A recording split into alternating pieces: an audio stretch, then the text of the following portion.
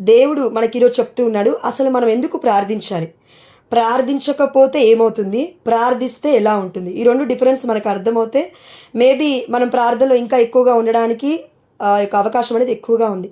కాబట్టి ఒక చిన్న ఎగ్జాంపుల్తో స్టార్ట్ చేస్తాను. నాకు ఒక ఆంటీ కాల్ చేశారు, మార్నింగ్ కాల్ చేసి, అమ్మ 3 AM ప్రేయర్లో నేను జాయిన్ అయ్యాను కానీ నిద్రపోయానమ్మా ఆ సమయంలో, సారీ అమ్మా అనేసి అన్నారు ఆంటీ. నేను పేరు చెప్పను. అయితే నేను అన్నాను, అయ్యో ఆంటీ మీరు ఏజ్డ్ కదా, నో ప్రాబ్లం అన్నాను. లేదు లేదు, నిన్న మీరు ఆల్రెడీ 8 గంటలకి 8 PM ప్రేయర్లో చెప్పారు, దేవుడికి అవిధేయత చూపించొద్దు, దేవుడు చెప్పినట్లు వినాలన్నారు. మళ్ళీ అవిధేయత చూపించినట్లే కదమ్మా ఇప్పుడు నేను చేసిన పని, కాబట్టి సారీ అని దేవుడికి కూడా సారీ చెప్తూ ఆంటీ మాట్లాడారు. అయితే నాకేమనిపించిందంటే, తను ఆల్రెడీ బిజీ, ఇంట్లో పిల్లలు ఉన్నారు, భర్త ఉన్నాడు, అన్నీ ఉన్నాయి, చర్చికి వెళ్తుంది, వస్తూ ఉంది, అన్నీ సమకూరుస్తుంది కుటుంబానికి, అదేవిధంగా ప్రార్థన చేయాలని కూడా ఆశపడుతూ ఉంది. ఆ ఆంటీ మళ్ళీ ఏంటంటే బైబిల్ చదవడానికి కూడా ఇంట్రెస్ట్ చూపిస్తూ ఉంది. చదువు రాకపోయినప్పటికీ కూడా, మన గ్రూప్లో 2-3 ఆంటీ వాళ్ళు ఉన్నారండి, చదువు రాకపోయినప్పటికీ బైబిల్ చదవాలనే ఆలోచనతో. అయితే మనము ప్రార్థన ఎందుకు చేయాలి అంటే, ఆంటీ ఎలా అయిందంటే పాప క్షమాపణ అడుగుతూ ఉంది దేవుని. ఎలా, అయ్యా నేను ప్రార్థించలేకపోయానే అని. అంటే ఆంటీలో పరిశుద్ధాత్మ దేవుడు చింతిస్తూ ఉన్నాడు, అందుకే ఆంటీకి ప్రేరణ వచ్చింది. అదేవిధంగా ప్రార్థన మనం చేయనప్పుడు మనకి ఒక గిల్టీ ఫీలింగ్ ఉంటుంది. ఆ గిల్టీ ఫీలింగ్ ఎలా అంటే, అయ్యో ఈరోజు నేను ప్రేయర్ చేయలేదు. అది జ్ఞానం. నేను ప్రేయర్ చేయకపోయినా పర్లేదు, నా దేవుడు దీవిస్తాడులే అనేది అజ్ఞానం. అది విజ్ఞానం అనబడదు, అజ్ఞానం అవుతుంది. ఎందుకో నేను చెప్తాను. ఆది కాండము మనం చూసుకున్నట్లయితే చెట్లు, పక్షులు, జంతువులు అన్నీ దేవుడు సృష్టించాడు. చివరిగా మానవుని సృష్టించాడు. అయితే చెట్లు దేనికి ఆహారంగా అవుతాయంటే, ఇదిగో పక్షులు గూడ్లు కట్టుకొని మంచిగా నివసిస్తూ ఉంటాయి. జంతువులకి ఏవి ఆహారంగా ఉంటాయంటే, ఇదిగో పక్షులు కానివ్వండి, ఇంకా ఇక్కడ మన ఏమంటారు జీవజల రాసులు కానివ్వండి, అందులో సముద్రంలో ఉన్న వాటికి ఆహారంగా అవుతూ ఉంటాయి. అంటే పెద్ద జీవికి చిన్న జీవి ఆహారంగా మారిపోతుంది. అదేవిధంగా దేవుడు మానవుడి దగ్గరికి వచ్చేసరికి ఏం చేశాడంటే, మనకిచ్చిన అధికారము దేవుడు ఇచ్చి, ఇదిగో ఈ లోకంలో ఉన్న ప్రతి జంతువుపై, పక్షులపై, చెట్లపై, అన్నిటిపై నీకు అధికారాన్ని ఇస్తూ ఉన్నాను, అయితే మంచిగా బ్రతుకు ప్రియమైన బిడ్డ అని దేవుడు మనకి ఒక ఫ్రీడమ్ ఇచ్చాడు, స్వతంత్రాన్ని ఇచ్చాడు. అయితే చెట్లకి, పక్షులకి, జంతువులకి లేని ఒక గొప్పతనం మనకేముందంటే, దేవుడు వెలుగు కలుగునుగాక అన్నాడు. ఈ సృష్టికి మొత్తం వెలుగు ఇచ్చేటప్పటికీ వెలుగు కలుగునుగాక అన్నాడు, పక్షులు కలుగునుగాక అన్నాడు, చెట్లు కలుగునుగాక అన్నాడు, ఇదిగో చెట్లని తడుపునుగాక అన్నాడు, నీటిని, జంతువులను కూడా జంతువులు కలుగునుగాక అన్నాడు. కానీ ఎక్కడా కూడా దేవుడు పట్టుకొని ఒక జంతువుని చేసినట్లుగా బైబిల్ చెప్పట్లేదు. అంటే అంత ఇష్టపూర్వకంగా దేవుడు చేసినట్టు చెప్పట్లేదండి. అంటే మానవుడికి ఇచ్చినంత యొక్క ప్రయారిటీ, మానవుడికి ఇచ్చినంత యోగ్యకరమైన ఆ యొక్క సమయాన్ని దేవుడు ఎక్కడా కూడా ఇవ్వలేదు, ఎవరికి కూడా ఇవ్వలేదు. జంతువులకి, పక్షులకి, చెట్లకి దేనికి కూడా ఇవ్వలేదు. కానీ మానవుడి దగ్గరికి వచ్చేసరికి వీటన్నిటిని నువ్వు తిను, ఈ యొక్క ఫ్రూట్స్ని, ఈ యొక్క చెట్లలో ఉన్న ప్రతిదీ అన్ని ప్రాణులు నీ కిందనే పనిచేస్తాయని చెప్పాడు దేవుడు. అయితే ఈ అధికారం ఎవరిచ్చారు అంటే దేవుడు మనకిచ్చాడు, అవునా? ఎస్. అయితే ఇప్పుడు ఈ అధికారం చూసుకొని మనం ఏం చేస్తున్నామంటే, ఆ అధికారము దేవుడు దానియేలుకి ఇచ్చాడు. సింహపు బోనులో ఉన్నప్పుడు దానియేలు మాట సింహాలు విన్నాయా, సింహాలు దానియేలు మాట విన్నాయా? దానియేలు ప్రార్థన చేస్తుంటే సింహాలు సైలెంట్ కూర్చున్నాయి. కానీ దానియేలు బయటకు వచ్చిన తర్వాత నెబుకద్నెజర్ కాలంలో నెబుకద్నెజర్ ఎవరైతే దానియేలుకి విరుద్ధంగా మాట్లాడారో వారి కుటుంబాన్ని తీసుకెళ్ళి మొత్తము ఆ యొక్క గుహలో వేసేశారండి. వేయగానే ఆ కుటుంబ సభ్యుల్ని మొత్తము సింహాలు ఇలా చీల్చుకొని తినేశాయి. కానీ దానియేలుకి మాత్రం ఏం కాలేదు. అంటే ప్రార్థన. అదేవిధంగా యెహోషువ ప్రార్థించినప్పుడు ఏమైందంటే, సూర్యచంద్రులు నిలిచిపోయారు యుద్ధంలో. వారికి యూతులు ఉన్న వాళ్ళకి కనబడలేదు, వీళ్ళకి కనబడుతుంది, యుద్ధం చేస్తూ ఉన్నారు. అదేవిధంగా దావీదు విషయంలో అలానే జరిగింది, ప్రవక్తల విషయంలో అలానే జరిగింది. అబ్షాలోము తిరగబడుతూ ఉంటే దావీదుని కాపాడుతూనే ఉన్నాడు దేవుడు. ప్రార్థన. ఇలా చూస్తే మనం పరిశుద్ధమైన గ్రంథంలో ఒక్కొక్క ప్రవక్తలే కానివ్వండి, మామూలు సాధారణ వ్యక్తులే అండి. ప్రవక్తలు, ప్రతి ఒక్కరు ప్రవక్తలే. ఎందుకంటే వాక్యం సెలవిస్తుంది, నీ యొక్క మాతృ గర్భమున నువ్వు రూపొందక మునిపే నేను నిన్ను ఎన్నుకొని ఉంటిని అంటున్నాడు దేవుడు. అంటే దేవుడు ఇచ్చిన గర్భఫలం దేవుడే ఇస్తున్నాడు మనకి గర్భఫలం. అంటే ప్రతి ఒక్క బిడ్డ దేవుడు ప్రమేయం లేకుండా పుట్టలేదు. మనం అనుకుంటూ ఉంటాం, అవును ఒక భార్యాభర్తల శారీరక కలయిక వల్ల దేవుడు ఆ యొక్క ప్రాసెస్లో దేవుడు పిల్లల్ని ఇస్తూ ఉన్నాడు. అందుకే అన్నాడు కదా, ఆదాము ఏవ తప్పు చేసినప్పటికీ, లోకానికి పాపం తీసుకొచ్చినప్పటికీ ఇదిగో సంతానోత్పత్తి చెందుడు అని దీవించి పంపిస్తూ ఉన్నాడు ఏదైనా తోట నుండి. అయితే మనకిప్పుడు డిఫరెన్స్ తెలియాలి. ప్రార్థన ఎందుకు చేయాలి అంటే, ఇక్కడున్న ప్రవక్తలు అందరూ ఏమయ్యారంటే కాపాడబడ్డారు ప్రార్థన చేయడం వల్ల. ప్రార్థన చేయకపోతే ఏమవుతుంది అంటే, ఇదిగో అన్నిలో చాలామంది ఈ లోకంలో ఉండొచ్చు, సడన్ డెత్ అంటే తెలిసి తెలియకుండా చనిపోతూ ఉంటారు. కానీ నాకు తెలిసిన జోసఫిన్ ఆంటీ అని ఒకరు ఉన్నారండి. జపమాల ప్రార్థిస్తున్నప్పుడు 3-4 months అయిపోయింది ఆంటీ మరణించి. ఆంటీ ఫుల్గా హోలీ రోజు బాగా చెప్తుంది, ధ్యానిస్తూ ఉంటుంది. ఆమె అక్కడ హాస్పిటల్లో ఉంది. నాకు బీనా ఆంటీ కాల్ చేసి చెప్పారు, అమ్మ మా అమ్మకి బాగాలేదురా అని ఒకటే ఏడుస్తున్నారు ఆంటీ. ఆంటీ నేను ప్రేయర్ చేస్తాను ఆంటీ, దేవుడి చిత్తం ఏదైతే అది అవుతుందిలే అని అన్నాను. ఆల్మోస్ట్ 2-3 గుర్తులు అయిపోయి ఇంకా 4 గుర్తుకు వచ్చేసాను. దేవుడు చెప్తూ ఉన్నాడు, అంటే దేవుడు చెప్పడం అంటే డైరెక్ట్గా చెప్పలేదండి, నాకు మనసులో ఒక బాధ, మనసులో ఒక ఘోషలాగా ఏదో అవ్వబోతుంది ఏదో అవ్వబోతుంది ఏదో అవ్వబోతుందని. నేను ఎమ్మటే మా వదినకి మెసేజ్ చేశాను. ఇది జరిగి 4 నెలల ముందనమాట. వదిన నాకు ఇట్లా నెగిటివ్ అనిపిస్తుంది వదిన అంటే, మా వదిన రిప్లై ఇవ్వలేదు. అంటే తను ఎక్కడుందో అప్పుడు నాకు తెలీదు, అంటే బిజీగా ఉండొచ్చు. అది అయిపోయిన తర్వాత నేను వాళ్ళ మ్యాక్సిమం ఇంటికి వెళ్ళాలా వద్దా అనే ఆలోచనలో ఉన్నప్పుడు ఇదంతా జరిగింది. మళ్ళీ తను చనిపోయారు. దాని తర్వాత వెళ్ళాము, చావుకి వెళ్ళాము, అంతా అయిపోయింది. దేవుడు ఏం చెప్తున్నా అంటే, ఆల్రెడీ ఆ ఆంటీ ఆత్మ పరలోకంలో ఉంది, నువ్వు ప్రార్థించాల్సిన అవసరం లేదంటున్నాడు. అంటే ఏమవుతుంది ఇక్కడ అంటే, ఆ ఆంటీ అనారోగ్యంలో ఉన్నప్పుడు 1 month నుంచే మేము ప్రేయర్లు చేసామండి అందరం, నేనే కాదు అందరూ, 3 AM 3 PM గ్రూప్స్లో ఉన్న వాళ్ళందరూ. అంటే మరి ఎందుకు, మరి ఒకవేళ చెట్లు పక్షులు, ఇప్పుడు చెట్టు అనుకుందాం, పాలకూర ఉందండి, పాలకూరని మనం తింటాము, అంటే చనిపోయింది పాలకూర మనలోకి రావడం వల్ల. పాలకూర ఏడుస్తుందా? నన్ను చంపేశారయ్యా నన్ను చంపేశారయ్యా అని ఏడుస్తుందా? లేదు. పక్షులు ఉన్నాయి, మనం కాల్చుకొని తింటాం అనుకోండి, కొంతమంది తింటాం కదా, కాల్చుకొని వండుకొని తిన్నప్పుడు పక్షులు ఏడిస్తే దేవుడికి వినబడుతుందా? అయ్యా వీళ్ళని శపించు అంటాయా? పక్షులు అనవు. అదేవిధంగా జంతువులు కూడా మనం తింటాము. అంటే ఇప్పుడు మామూలుగా మేక, ఏమంటారు దాన్ని, హెన్ను, కోడి పెట్టామని తింటాము. అవి కూడా దేవుడు మనకే ఇచ్చాడు తినమని. అవన్నీ ఏడుస్తున్నాయా? శపిస్తూ ఉన్నాయా? లేదు. కానీ మానవుడి దగ్గరికి వచ్చేసరికి మనము ఆదికాండంలో చూసుకుంటే కయీను, హేబేలు చనిపోయినప్పుడు హేబేలు రక్తము మొరపెట్టిందంట దేవుడికి. ఏమని? ఇదిగో కయీనుని నువ్వు ఎప్పుడు శిక్షిస్తున్నావయ్యా, నేను బాధపడుతున్నాను అని. మరి మానవుడికి జంతువులకి మధ్యలో ఏదో డిఫరెన్స్ ఉంది. అదేంటి అనంటే, జంతువులకి పక్షులకి వీటన్నిటికీ జీవం ఉందండి. జీవం, మీరు కరెక్ట్గా వినండి, జీవం అనేది ప్రతి ప్రాణికి ఉంది ఈ లోకంలో, ప్రతి ప్రాణికి. కానీ ఆత్మ కలిగిన జీవం, మనస్సాక్షి కలిగిన మనస్సు కేవలం మానవుడికే ఉంది.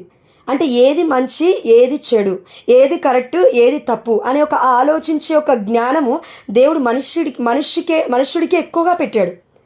అందుకే మనిషి ఏది చేస్తే, ఏది చెప్తే జంతువులు అవి చేస్తూ ఉన్నాయి, అవి తిరగబడవు. కానీ మనం కరెక్ట్గా చూస్తే ఏదైనా తోటలో ఆదాం అక్కడే ఉన్నాడు, ఏవా అక్కడే ఉంది, జంతువులు అక్కడే తిరుగుతూ ఉన్నాయి, ఇదిగో సింహం కూడా అక్కడే ఉంది. కీర్తనల గ్రంథం మనం కరెక్ట్గా చదివితే, నాకు గుర్తులేదండి, ఇదిగో అన్నీ కలిసి ఒక దగ్గర పరుంటాయి అని ఉంది. మేకపిల్ల అండ్ అదేవిధంగా మన ఏమంటారు ఎలుగుబంటి కలిసి పండుకుంటాయి అని ఉంది వాక్యము. సింహపు పిల్ల, మేకపిల్ల, లేకపోతే గొర్రెపిల్ల, ఇవన్నీ కలిసి పడుకుంటాయి అని ఉంది ఎక్కడ? పచ్చిక బయల్లో. అంటే దేవుడు ఏం చెప్తున్నాడంటే, శాంతి సమాధానము కలిగిన దేవుడు సృష్టించిన ఏదేను తోట గురించి దేవుడు చెప్తూ ఉన్నాడు. అదేవిధంగా ఇంకొక ఏదోని తోట అంటే పరలోక రాజ్యం గురించి దేవుడు చెప్తూ ఉన్నాడు. కాబట్టి మనకి ఈరోజు దేవుడు ఏం చెప్తున్నా అంటే, ఎందుకు ప్రార్థించాలి అంటే, ప్రియమైన బిడ్డ, దేవుడు నీకు నాకు ఒక ఆత్మని ఇచ్చాడు. ఎప్పుడు ఇచ్చాడు ఆత్మని? అది ఏ ఆత్మ అంటే, ఇదిగో ఆదికాండము 2వ అధ్యాయం 7వ వచనం సెలవిస్తూ ఉంది, అప్పుడు దేవుడైన యావే నేల మట్టిని కొంత తీసుకొని దాని నుండి మానవుని చేసెను. ఇది ఒక ఎత్తండి, చేశాడు. ఎవరిని కూడా చేయలేదు, జంతువుని చేయలేదు, పక్షుని చేయలేదు, ఎవరిని చేయలేదు. కానీ దేవుడు తన చేతిలో తీసుకొని, అంటే ముద్ద ఏర్పరిచి, కుమ్మరి ఎలా చేస్తాడండి అలా చేశాడు దేవుడు మనల్ని. చేసి పాటికి నీట్గా పెట్టి దేవుడి మహిమార్థమే బ్రతకమని మనకు చెప్పి, ఇప్పుడు ఏం చెప్పాడంటే దేవుడు, అతని ముక్కు రంధ్రములో ప్రాణవాయువు ఊదాడు దేవుడు. ప్రతి ఒక్క ప్రాణికి కూడా ఉంది, ప్రాణం ఉంది, ప్రాణం లేకుండా ఏవి లేవు, ప్రాణవాయువు ఉంది. కానీ మానవుడు జీవము గలవాడయ్యను ఎప్పుడు? దేవుడు ఎప్పుడైతే ప్రాణవాయువుని ఊదాడు. ఎవరి వాయువుని ఊదాడు ఇక్కడ? దేవుడి యొక్క వాయువును మనలోకి ఊదాడు. కానీ పక్షులకి, జంతువులకి కూడా దేవుడు వాయువుని ఊదాను అని చెప్పలేదండి నాసికరంధ్రములలో. అందుకే దేవుడి ఆత్మ మనలో ఉంది. కాబట్టి మనందరికీ ప్రార్థించే శక్తి ఆల్రెడీ ఉంది, దేవుని స్తుతించే శక్తి ఆల్రెడీ ఉంది. కానీ మనం ఏం చేస్తున్నామంటే అవిధేయత. ఆనాడు ఆదాము ఏవ చేసిన అవిధేయత ఈ లోకానికి పాపాన్ని తెచ్చింది. ఇప్పుడు నూతన నిబంధనకు వచ్చేసరికి యేసుప్రభువు వారు మనందరి కోసం మరణించారు, ఇదిగో సమాధి చేయబడ్డారు, తిరిగి పునరుత్థానుడయ్యాడు. ఇదిగో చెప్తూ ఉన్నాడు, ఆనాడు ఆదాము పాపాన్ని తెస్తే ఈనాడు ఆదామైన మన యేసుప్రభువు వారు రక్షణను తీసుకొచ్చాడు. ఆనాడు ఏవ దేవుడి యొక్క మాటకు అవిధేయత చూపించి ఫ్రూట్ తిన్నది, పండు తిన్నది, తిని పాపం కట్టుకుంది, దేవుడికి అవిధేయత చూపించింది. కానీ ఇక్కడ పరిశుద్ధమైన గ్రంథంలో న్యూ టెస్టమెంట్కి వచ్చేసరికి అమ్మ మరియ తల్లి ఏవలాగా, రెండవ ఏవలాగా మనకు కనబడుతూ, ఇదిగో దేవుడి చిత్తమైన నా పట్ల జరుగునుగాక, నేను దేవుడికి దాసురాలను అని యాక్సెప్టెన్స్. యూదులు కొడతారు, చంపుతారని అమ్మ మరియ తల్లికి తెలుసు. తన భర్త లేకుండా కన్సీవ్ అయింది కాబట్టి మరియ తల్లి పరిశుద్ధాత్ముడి ప్రేరణ వల్ల యూదులు కొడతారని మరియ తల్లికి తెలుసు. అయినప్పటికీ దేవుడి యొక్క సన్నిధి అమ్మకి తోడుగా ఉంది కాబట్టి ఎవరు కూడా అమ్మ పైకి రాలేకపోయారు. అంటే మనకు అర్థం కావాల్సింది ఏంటంటే, మనలో గొప్ప ఆత్మ ఉంది. మనం ఏమనుకుంటే దేవుడు అది చేస్తాడు. కానీ విధేయత, అవిధేయత, ఈ రెండే మనం కరెక్ట్గా అబ్జర్వ్ చేయాలి. నేను ఫస్ట్ చెప్పాను కదండి ఎగ్జాంపుల్, ఒక ఆంటీ కాల్ చేసి, అమ్మ మీరు నిన్న చెప్పారు, అంటే దేవుడి ద్వారా మీరు ప్రేరణ ద్వారా మీరు చెప్పారు ఆ వాక్యము, నేను ఆల్రెడీ నిన్న విన్న వాక్యమే ఈరోజు పాటించలేకపోతే మరి నిన్న వాక్యము, ఈరోజు విన్న వాక్యము మరి ఇంకా 2-3 సంవత్సరాలు గుర్తుపెట్టుకోవాలంటే ఎక్కడ కుదురుతుందండి? కుదరదు. అందుకే ప్రార్థన ఎప్పుడు చేయాలి? రోజు చేయాలి. ఎందుకు? రోజు మర్చిపోతాం, రోజు శ్రమలుంటాయి, రోజు కష్టాలుంటాయి, రోజు కన్నీళ్ళుంటాయి, రోజు సుఖం కూడా ఉంటుంది, అన్నీ ఉంటాయి. ఒక్కొక్క ఆయనకి ఇరువైపులుగా ఏ విధంగా అయితే 2 బొమ్మలు ఉంటాయో మన ఈ జీవితంలో సుఖము ఉంటుంది, దుఃఖము ఉంటుంది, 2 ఉంటాయి. కానీ the way you are taking అనేది చాలా ఇంపార్టెంట్. ఇప్పుడు ఎన్ని శ్రమలు ఉన్నప్పటికీ దేవుళ్ళో ఉన్న బిడ్డలు, దేవుడి ఆత్మతో నింపబడిన బిడ్డలు, ప్రార్థిస్తున్న బిడ్డలు ఎలా ఉంటారంటే ఆనందంతో ఉంటారు. పరిపూర్ణమైన ఆనందం, ఇదిగో ఈ లోకానికి అర్థం కాని ఆనందము, సంపూర్ణమైన ఆనందంతో మీ హృదయాలను నేను నింపుతాను అని దేవుడు చెప్తూ ఉన్నాడండి.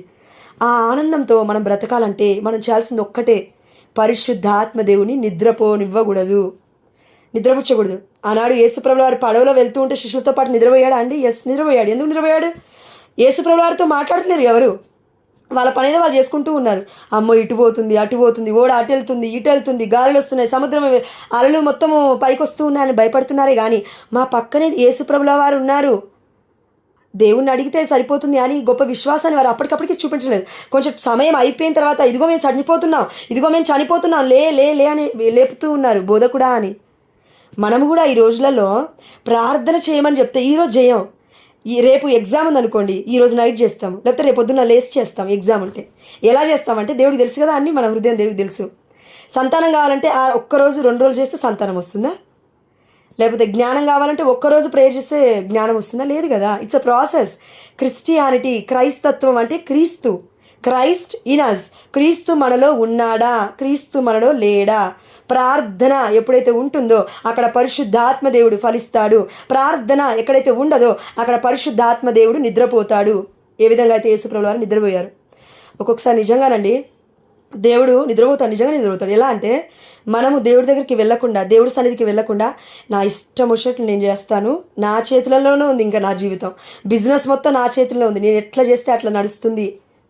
జాబ్ అయినా, నా యొక్క ఇల్లు వ్యవహారాలు ఏవైనా, ఆర్థిక సమస్యలైనా, అప్పు బాధలైనా, ఇంకేవైనా, సంతానమైనా, ఇంకా ఏ ప్రాబ్లం అయినా, నా బిడ్డల భవిష్యత్తు అయినప్పటికీ నేను చెప్తేనే నా బిడ్డ పాస్ అవుతుంది. అవునా? మరి దేవుడి జ్ఞానము ఇప్పుడు నువ్వు చెప్తావు నీ బిడ్డకి, స్కూల్కి వెళ్ళాక టీచర్స్ చెప్తారు, కానీ ఆ మధ్యలో ఉన్న బిట్వీన్ జ్ఞానం ఎవరు ఫిల్ చేయాలి? ఆ గొప్ప జ్ఞానం ఎవరివ్వాలి నీ బిడ్డకి? అమ్మ వారి దగ్గరికి వెళ్ళకు, వీరి దగ్గరికి వెళ్ళకు, ఇట్రా అట్రా, కుక్కలు వస్తూ ఉంటాయి, పిల్లలు వెళ్తూ ఉంటే నీ బిడ్డని కాపాడాలా లేదా? కుక్కలు ఎంతోమందిని ఈ రోజుల్లో పీక్కొని తింటూ ఉన్నాయి. ఇదంతా ఏందండి? కుక్కలు తినడం ఏందండి? మనుషులే కదా కుక్కల్ని చంపేది యాజ్ పర్ బైబిల్. కానీ కుక్కలు ఎదురు తిరుగుతూ ఉన్నాయి మనుషులకి. అంటే ఏమవుతుంది? దేవుడి యొక్క కవచం పోతుంది, పరిశుద్ధాత్మ కవచం పోతుంది, పరిశుద్ధాత్మ దేవుడు నిరసించిపోతూ ఉన్నాడు, నిద్రపోతూ ఉన్నాడు మన ఈ జీవితాలలో. కాబట్టి ప్రొటెక్షన్ లేదు, రక్షణ లేదు. అందుకే మనం చేయాల్సింది ఒకటే అండి. ఈ వాక్యము చాలామంది ఏమన్నారంటే 8 PM టైంలో వాక్యం ఎందుకు అన్నారు. బట్ మొన్న నేను అడిగి అంతోని వారి గుడికి వెళ్ళినప్పుడు సిరిల్ ఫాదర్ అన్నారండి, వాక్యం ఎక్కడ చెప్తే అక్కడ దైవరాజ్యమే ఏర్పడుతుందని అంటూ ఉన్నాడు. కాబట్టి ఇంకా నేను డిసైడ్ అయ్యాను, అయ్యా నీ చిత్తము నువ్వు ఎట్లా నడిపిస్తే అట్లయ్యా అనేసి. ఈరోజు కూడా దానియేలు గ్రంథం చదువుతూ ఉంటే దేవుడు ఈ మాటలు ప్రేరేపించున్నాడు. అదే నేను మీకు చెప్తూ ఉన్నాను, ఇది నా జ్ఞానం కాదండి. కాబట్టి మనం చేయాల్సింది ఒక్కటే, చేప, మేక, పాలకూర ఇవి చంపేస్తే అవి తిరిగి అడగవు దేవుణ్ణి. కానీ మనిషి చనిపోతే తిరిగి అడుగుతాడు. కాబట్టి చనిపోయిన మనుషులు, ఇదిగో మంచిగా జీవించిన మనుషులు పరలోక రాజ్యంలో ఉన్నారు అనే విశ్వాసమే కథోలిక శ్రీ సభ ప్రకటిస్తూ ఉంది. ఇదే విషయాలు ప్రకటన గ్రంథము, దర్శన గ్రంథము 20వ అధ్యాయం 4వ వచనము, దర్శన గ్రంథము 8వ అధ్యాయం 4వ వచనంలో ఉంది. పునీతుల గురించి ఉంది. చనిపోయిన వాళ్ళు, మంచి వాళ్ళు పరలోక రాజ్యంలో ఉంటారు అని వాక్యం సెలవిస్తూ ఉంది. కాబట్టి మనం చేయాల్సింది ఒకటే, ఇక్కడ ఉన్నప్పుడే మనం ప్రార్థన చేయగలుగుతాము. ఒకవేళ పర్గెటరీకి అంటే ఉత్తరించు స్థలంకి వెళ్ళిపోయిన తర్వాత అగ్నిగుండంలో కాలిపోతూ అయ్యా నా ప్రార్థన వినయ్యా, నా ప్రార్థన వినయ్యా అంటే దేవుడికి వినపడదు. ఆ సమయంలో ఆ అగ్నిగుండం ఎంత భయంకరంగా ఉంటుందంటే, ఇదిగో దానియేలుని, షడ్రక్ మేషక్ అబేద్నెగోని ముగ్గురిని వేసినప్పుడు వారు కాలట్లేరండి, 7 రెట్లుగా అగ్నిని పెంచారు, వాళ్ళు కాలిపోవట్లేరు. కానీ ఆ చుట్టూ ఇదిగో 75 అడుగుల ఎత్తుకు వెళ్తూ ఉందంట అగ్ని. ఆ సమయంలో పైన వాళ్ళు చనిపోయారు కొంతమంది. ఎవరైతే అబేద్నెగోకి, ఒక షడ్రక్ మేషక్లోకి ఎదురు తిరిగారో వాళ్ళు చనిపోతూ ఉన్నారు అగ్ని మొత్తం చుట్టుకొని. కానీ అగ్నిగుండంలో మధ్యలో ఉన్న షడ్రక్ మేషక్ అబేద్నెగోలు చనిపోయట్లేరు. ఎందుకు అనంటే అగ్ని ఎవరు సృష్టించాడు? దేవుడు సృష్టించాడు. సూర్యుని ఎవరు సృష్టించాడు? దేవుడు సృష్టించాడు. చంద్రుని ఎవరు సృష్టించాడు? దేవుడు సృష్టించాడు. పగలు చీకటిని పగలు సృష్టించి దేవుడు చీకటి నుంచి మనల్ని దూరంగా పంపివేస్తూ ఉన్నాడు. ప్రియమైన బిడ్డ, వెలుగులో బ్రతికమ్మా అని. కాబట్టి ఈ రోజు నుంచి దేవుని మనం అడుగుదాం, అయ్యా పరిశుద్ధుడా, మేము మనుష్యులమయ్యా, అవును తండ్రి, మానవ మాత్రం తండ్రి, పురుగు వంటి వారము నా యేసయ్యా. అయ్యా నువ్వు నీ యొక్క కృపను చూపించకపోతే మా జీవితాలు ఎట్టిపాటివి తండ్రి. అయ్యా నీ పరిశుద్ధాత్మ దేవుడి యొక్క స్వరాన్ని మేము వింటున్నప్పటికీ, అవును తండ్రి, మాలో కొంతమందికి బద్ధకం ఉంది, మాలో కొంతమందికి సోమరితనం ఉంది, మాలో ఇంకొంతమందికి అయితే కొన్ని పనులు చేయగానే అలసిపోతూ ఉన్నాము. అంటే దానికి కారణం ఏంటంటే మీ యొక్క దివ్యమైన శరీర రక్తాలను యోగ్యకరంగా స్వీకరించకుండా అయోగ్యకరంగా మేము స్వీకరిస్తూ ఉన్నామేమో, విశ్వాసముతో మేము స్వీకరించట్లేదేమో తండ్రి. ముఖ్యంగా ఆయన చర్చి కంటేనే మేము వెళ్ళట్లేను ఆయన, నామకార్థ క్రైస్తవులాగా. వీలైతే ఒక వారానికి ఒకసారి, లేదంటే అది కూడా కాదు తండ్రి, 1 ఇయర్కి ఒకసారి పండగ వచ్చినప్పుడు మా షర్టు, మా పాయింట్, మా చీరలు చూపించుకోవడానికి చర్చెస్కి వెళ్తూ ఉండాలి. ఇంకెవరో చూడాలి, ఎవరికయ్యా నీ గొప్ప, ఎవరికమ్మా నీ గొప్ప, నీ కార్లు ఉంటేంది, బంగ్లాలు ఉంటేంది, నువ్వు అధికారుడు అయితే ఏంది, గొప్ప ప్రొఫెషన్లో ఉంటేంది, ఇంకా నీకు ఎన్ని ఉన్నా ధనవంతుడైతే ఏంటి? ధనవంతుణ్ణి కూడా దారిద్ర్యములో తీసుకురాగలడు నా తండ్రి. దారిద్ర్యంలో బ్రతుకుతున్న వాడిని కూడా నా దేవుడు ఇదిగో 30 ఇంతలుగా, 60 ఇంతలుగా, 100 ఇంతలుగా, 100 రెట్లుగా దేవుడు ఆశీర్వదించగలడు. కానీ విధేయత మనలో ఉందా అని దేవుడు ఈరోజు మనందరినీ అడుగుతున్నాడు. అందుకే విధేయత మనం పెంచుకోవాల్సింది, ఆత్మ అభివృద్ధిని మనం చేసుకోవాల్సింది ఎలా అనంటే ప్రార్థన ద్వారా. ఇగ్నోరెన్స్, తృణీకరణ ఉన్న చోట దేవుడు ఉండడు, పాపం ఉన్న చోట దేవుడు ఉండడు. కాబట్టి అందుకే మనకి కథోలిక శ్రీ సభ ఏం బోధిస్తుందంటే, పరిశుద్ధమైన గురువు దగ్గరికి వెళ్ళి మీరు కన్ఫెషన్ తీయండి, అప్పుడు పరిశుద్ధాత్మ దేవుడు మీలో ఎక్కువగా ఫలిస్తాడు. ఉన్నాడు, కానీ ఆత్మ చల్లారిపోతూ ఉంది మనం చేసే క్రియలను బట్టి. మనం చేసే ఇప్పుడు ఫర్ ఎగ్జాంపుల్ ఏదైనా ఒక చెట్టుని నరకాలంటే ఒక కత్తి తీసుకొని మనం సానపడతాము, అది ఈజీగా నరికేస్తుంది. ఒక 10 దెబ్బలు కొట్టాల్సిన సమయంలో ఒక్క దెబ్బకి అది ఆ యొక్క కొమ్మ విరిగిపోతూ ఉంటుంది. అదేవిధంగా మనం 100 సార్లు ప్రార్థించాల్సిన అవసరం లేదు. పరిశుద్ధాత్మ దేవుడు ఉంటే 10 నిమిషాలు ప్రార్థించినా దేవుడి యొక్క సన్నిధికి అది చేరుతుంది. కానీ మనలో పరిశుద్ధాత్మ దేవుడు నిద్రపోకుండా ఉదయించడానికి కావాల్సిన ప్రయత్నమే మనం చేయట్లేదని దేవుడు బాధపడుతూ ఉన్నాడండి. మనలో కొంతమంది పనులు చేస్తాం. ఎలా చేస్తామంటే, వంట వండేది ఉందనుకోండి, 3 గంటలు పడుతుంది, గంట వంటకి 3 గంటలు పడుతుంది. ఎందుకు పడుతుంది అంటారు? ఫోను అక్కడ పెట్టి వంట దగ్గరికి వెళ్ళి కూరగాయలు కోస్తారు, సగం పని చేస్తారు. అక్కడికి వెళ్ళి ఇంకో సగం పని చేసరికి అన్నమో కూర మాడిపోతుంది. అక్కడ క్లీన్ చేయాలి, మళ్ళీ ఏంటివి అక్కడ ఉన్న అవన్నీ క్లీన్ చేసుకుంటూ కూర్చోవాలి. మళ్ళీ ఫోన్ దగ్గరికి రావాలి, ఫోన్ దగ్గరికి వచ్చి అయ్యో వీళ్ళు ఫోన్ చేశారా, వాళ్ళు ఫోన్ ఎందుకు టెన్షన్, ఎందుకు బాధ, ఎందుకు భయము? ఒక దగ్గర కూర్చోండి, ఒక దగ్గర కూర్చుందాం. అయ్యా ఈరోజు నేను ఒక పని చేస్తున్నా, వంటే కానివ్వండి, ప్రార్థనే కానివ్వండి, ఇంకేదన్నా కానివ్వండి, ప్రార్థన రాదయ్యా నాకు, దేవుడి దగ్గరికి వద్దాము, రూమ్లోకి వెళ్దాము. అయ్యా నాకు ప్రార్థన రావట్లేదయ్యా, నాకు ప్రార్థన నేర్పించయ్యా. అదే ప్రార్థన. తండ్రి పరిశుద్ధాత్మ దేవుడు నాకు దగ్గరికి రావట్లేదు నా తండ్రి, నాకు నేర్పించయ్యా, నాకు సాయం చేయయ్యా. పరిశుద్ధాత్మ దేవుడు వస్తాడు దగ్గరికి. ఏ సమయంలో దేవుడికి నువ్వు అందుబాటులో ఉండడం ప్రయత్నించు, దేవుడే నిన్ను తీసుకుంటాడు దగ్గరికి. కానీ అందుబాటులో లేకుండా నా ఇష్టం ప్రకారం నేను జీవిస్తాను, నా చేతుల ద్వారా నా అంతటా నేనుగా చేస్తేనే, దేవుడి సాయం లేకుండా చేస్తేనే అన్నీ అభివృద్ధి పడతాయి అనే అది తగ్గింపు లేని మనస్తత్వం అని చెప్పొచ్చు మనం. దేవుడు మనల్ని సృష్టించాడు కాబట్టి దేవుడు తప్పకుండా మనల్ని తప్పకుండా ఎక్కువగా ఎక్కువగా ఎక్కువగా అధికమైన సమృద్ధిలో దేవుడు ఆశీర్వదిస్తాడు. కానీ ఇంత బిజీగా ఉన్నప్పుడు మనము దేవుడికి కొంచెమన్న సమయాన్ని ఇవ్వగలగాలి. 2 గంటల 40 నిమిషాలు దేవుడు మనము దేవుడికి ఇవ్వాలి 10వ వంతు. మనకు ఉన్న శాలరీలో మనం ఇవ్వట్లేము, కనీసం మనకున్న సమయంలో కూడా మనం ఇద్దాం. ఎందుకంటే డబ్బైనా మనం పోతే కొనుక్కోవచ్చు, కానీ సమయం పోతే తిరిగి కొనుక్కోలేము, అది తిరిగి రాదు. కాబట్టి సమయము అమూల్యమైనది. నువ్వు పుణ్యం కట్టుకునేది ఎప్పుడు అంటే ఇక్కడున్నప్పుడు, ఈ లోకంలో ఉన్నప్పుడు. కాబట్టి ఇప్పుడు మేము ఈ యొక్క ధ్యానించుకున్న ఈ అంశము నా తండ్రి, ఇదిగో తండ్రి, అన్నిటినీ దేవా నువ్వు కలుగునుగాక అన్నావు, కానీ మనుష్యుని మాత్రమే దేవా సృష్టించాలి అని ఒక గొప్ప అమూల్యమైన నీ పరిశుద్ధమైన హస్తాలతో దేవా పట్టుకున్నావు నాయన. ఆదాముని చేసావు తండ్రి, ఆదాముని. మన దాని తర్వాత నరుడు తండ్రి ఎక్కడ తప్పిపోతాడో అని నారిని దేవా ప్రక్కటెముకను తీసి చేసి ఉన్నావు తండ్రి. ఇదిగో తండ్రి, ప్రతి భార్యాభర్తను నీకు సమర్పిస్తున్నాను యేసయ్యా. ఈ సమయంలో నారిని చేసింది నువ్వు యేసయ్యా. ఆ బిడ్డలందరూ మీ వైపు చూసే కృపను దయచేయండి నా తండ్రి. దేవ ముఖ్యంగా భార్యాభర్తను దేవా ఇంటిని కట్టండి నాయన. కుటుంబాలను రజని మ్యూట్లో పెట్టుకున్నాను. కుటుంబాలను లేవనెత్తండి నా తండ్రి, కుటుంబాలని ఆశీర్వదించండి నా తండ్రి. స్వప్నని దేవా, సునీతాక్కని తండ్రి, అశ్విని దేవా బిడ్డని ఆశీర్వదించండి యేసయ్యా. ఆశీర్వదించండి దేవా. భర్తలు లేని బిడ్డలు ఉన్నారయ్యా, అయ్యా వితంతులు నీ భార్యలు నా తండ్రి, నీ బిడ్డలు నా తండ్రి, వారితో నువ్వు ఉంటూ ఉన్నావు దేవా. అందుని బట్టి నీకు స్తోత్రము దేవా. బిడ్డ రూప ఆంటీకి మీరు తోడై ఉండండి నా తండ్రి. బిడ్డ తండ్రి ఎవరూ లేకుండా ఒంటరిగా జీవిస్తున్న ఆ యొక్క ఇంటిని మీకు సమర్పిస్తున్నాను. బిడ్డ ఇంటిని ఆశీర్వదించండి నా తండ్రి. అనారోగ్యంగా ఉంది నా తండ్రి, ఇదిగో తండ్రి ఆ బిడ్డ ఏదైతే ప్రాసెస్ ఏదైతే చేయబోతుందో మీకు దగ్గరగా నివసించాలని ఆశపడుతుందో దేవా, ఆ ప్రతి ఆశ యేసు నామములో ఆశీర్వాదకరంగా బిడ్డకి మారిపోనుగా కన తండ్రి. ప్రతి అనారోగ్య సమస్యను తండ్రి ఆరోగ్యకరంగా మారిపోనుగా కన తండ్రి. ఇప్పుడే ఈ క్షణం నుంచి నా తండ్రి ఆ బిడ్డతో మీరు మాట్లాడమని మిమ్మల్ని అడుగుచున్నాను యేసయ్యా.